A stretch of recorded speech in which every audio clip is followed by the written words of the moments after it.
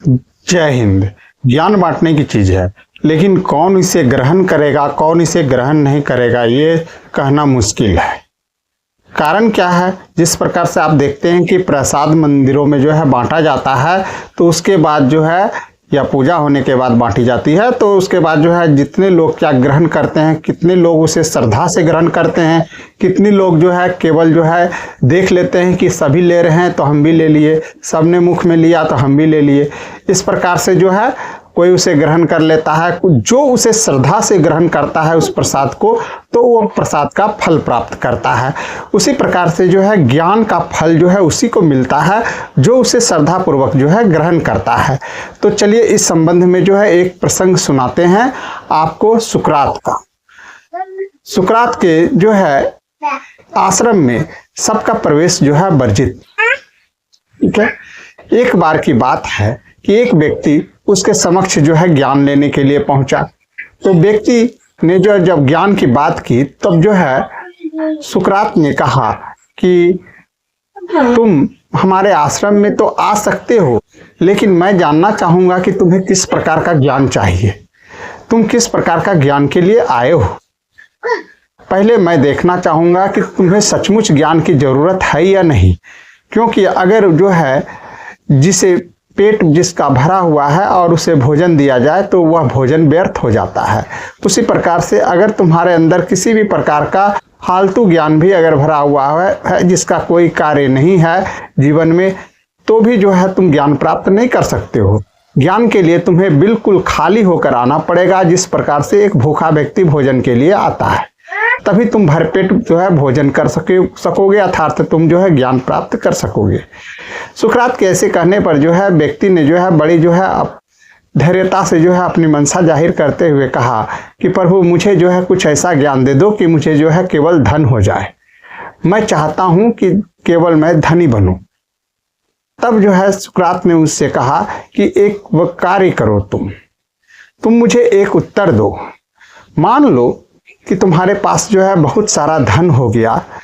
धन होने के बाद जो है तुम्हारे समक्ष जो है आसपास जो है बहुत सारे लोग जो है आए, कोई भूखा था, कोई गरीब था, कोई बेसहारा था, तो तुम क्या करोगे? क्या उस धन को बांटोगे या तुम कोई और युक्ति लगाओगे? व्यक्ति ने कहा कि अगर ऐसा मैं कर दूं, उस धन को बांट दूं, तो आप ही बताइए कि महोदय हमारा धन नष्ट नहीं हो जाएगा। धन कहता है कि जब तक धन से धन ना आए तब तक उसे जो है उपयोग में नहीं लाना चाहिए। तब सुकरात ने कहा कि यह तब संभव नहीं है तुम्हारे लिए, खास करके जो है ऐसे लोगों के लिए जो धन को एकत्र कर और गरीब बनाना जो है आरंभ कर देते हैं। ज़्यादातर संसार में आज ऐसे ही लोग हैं कि धन को एकत्र करने में लगे हुए हैं और कुछ तो बहुत सारा धन एकत्र कर लिए हैं।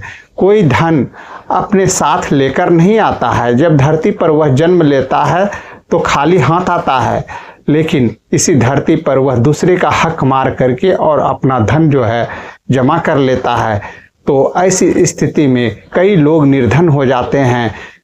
कई लोग जो है बेकारी, बेरोजगारी आदि के जो है चंगुल में फंस जाते हैं। ऋणग्रस्तता, गरीबी, ये सब से जो है उलझ करके उन्हें यह स्वर्ग जैसा धरती भी जो है नरक जैसा दिखाई देने लगता है। सुकरात के ऐसे वचनों को सुनकर उस व्यक्ति ने जो है उनकी ओर देखा और कहा कि तब तो जो है धन कमाना व्यर्थ है, तब तो धन का कोई मान ही नहीं है। धन से जो है तब क्या फायदा? तब सुकरात ने कहा कि धन कमाना व्यर्थ नहीं है, धन का मान भी है, लेकिन तब जब आप उसे दूसरों में दान करें, दूसरों में एक निर्धन का सहयोग करे, जिसे आवश्यकता है उसका सहयोग करे। जिस प्रकार से हमारे पास ज्ञान है तो आप हमारे पास ज्ञान प्राप्त करने आए हैं, तो मैंने ज्ञान बांट रहा हूं मैं। उसी प्रकार से आपके पास जब धन हो जाएगा तो आप उसी प्रकार से, जिस प्रकार से आप अज्ञानी थे, उसी प्रकार से जो निर्धन है और जिसे धन की जरूरत है, अर्थात जिसे ज्ञान की जरूरत थी तो मैंने उसे ज्ञान दिया, उसी प्रकार जो निर्धन है उसे आप अगर जो है धन दान करेंगे तो निश्चित ही आपके पास धन बढ़ते चले जाएगी। धन और ज्ञान ऐसा चीज है जिसका आप जितना ज़्यादा जो है प्रयोग करेंगे उतना ज़्यादा आपका वृद्धि होगा, क्योंकि धन एक जगह एकत्र रहकर रहने वाली चीज़ नहीं है। यह आपके हाथ में है कि आप उसका कितना उपयोग कर सकते हैं।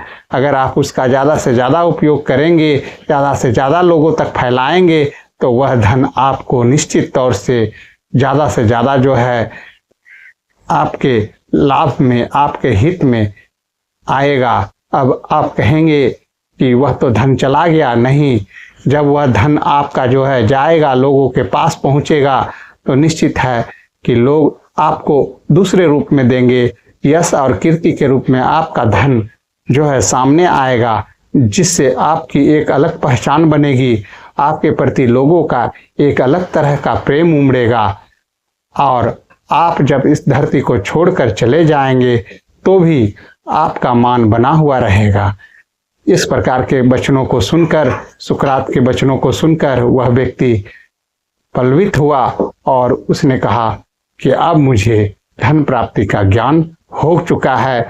अब मैं जा रहा हूँ, जितना सा मेरे पास धन है मैं उसे इस प्रकार से उपयोग में लाऊंगा कि मेरे पास धन और भी बढ़ जाए। इसके लिए मैं उन्हीं लोगों को धन दूंगा जिनको धन की जरूरत है। आगे चल कर के वह व्यक्ति एक बड़ा सफल व्यवसायी बना और कई कल कारखानों का मालिक बना।